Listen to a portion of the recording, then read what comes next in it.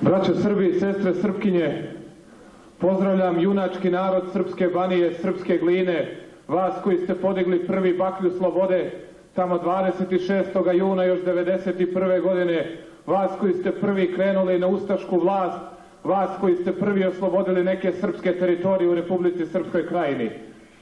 Nikada ovde više ustaška vlast neće moći da dođe. Nikada više oružanim putem. Nikada više onako kako su to namerili. Onako kako je zločinački režim Franje Tuđmana već pokušao. Vi ste ih u tome na najbolji način sprečili. Šta je bilo, koliko je puta napala Hrvatska Srpsku Krajinu?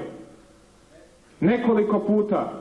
I na Miljevački plato, i u Medačkom džepu na Divoselo, Počitelj i Maslenicu, gde je bila jugoslovenska vojska, gde je bio Bora Jović.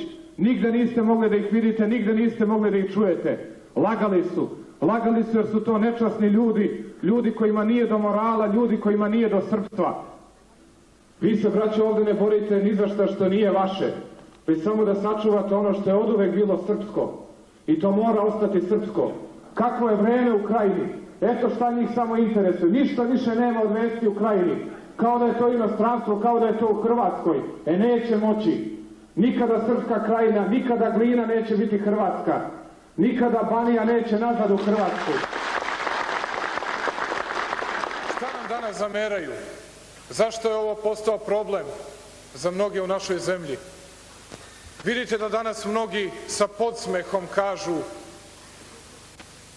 gde su vam danas Karlobag, Ogulin, Karlovac i Virovitica? To nam ova nesrpska fukara, ovi mučenici i jadnici, što onima koji su ovu zemlju bombardovali skute ljube i ruke im ljube. Oni hoće da kažu: gde ste vi danas radikali u tim srpskim mestima? Kao da nikada Srbi nisu držali ni Karlovac, kao da na samo nekoliko kilometara od Karlobaga i Virovitice nismo bili, kao da i danas nema preko 20% Srba u Ogulinu, kao da to nisu srpska mesta. Raduju se i Seire tome što su ustaše okupirale srpsku zemlju. I hoće i nas, srpske radikale, da ubede da to nije srpsko, da smo mi govorili gluposti, da mi nismo znali šta je naše. A mi ni tada ni danas nismo hteli i nećemo ništa što je tuđe. Hoćemo samo ono što je naše, srpsko. A to jesu i taj Karlobag i Ogulin i Karlovac i Virovitica i sve te srpske zemlje. I to moraju da znaju.